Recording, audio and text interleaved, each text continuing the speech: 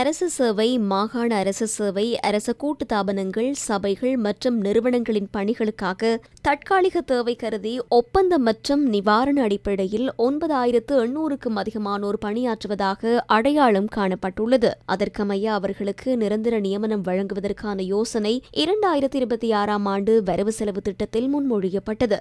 அதற்கமைய அவர்களுக்கு நிரந்தர நியமனம் வழங்குவது தொடர்பான ஏற்பாடுகள் உள்ளடக்கிய சுற்று நிரூபத்தை வெளியிட அமைச்சரவை அனுமதி வழங்கியது.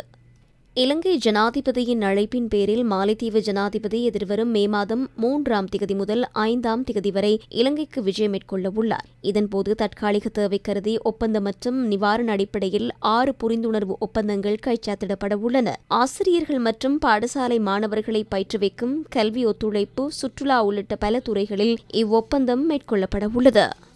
தித்வா சூறாவளியினால் அனர்த்தத்திற்குள்ளான மதஸ்தலங்களை மீளவும் கட்டியெழுப்புவதற்கு நிவாரணம் வழங்க மத விவகார திணைக்களம் ஒன்றிணைந்த வேலைத்திட்டம் ஒன்றை திட்டமிட்டுள்ளது.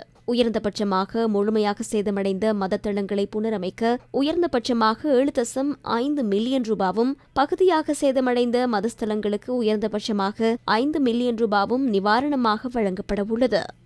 இதேவேளை தித்வா சூறாவளியினால் அனர்த்தத்திற்குள்ளாகி பாதுகாப்பு மத்திய நிலையங்கள், கூடாரங்கள், உறவினர்களின் வீடுகளில் வாழும் குடும்பங்களுக்கு இடைக்கால வீடுகளை நிர்மாணிக்கும் வேலைத்திட்டம் முன்னெடுக்கப்படுகிறது.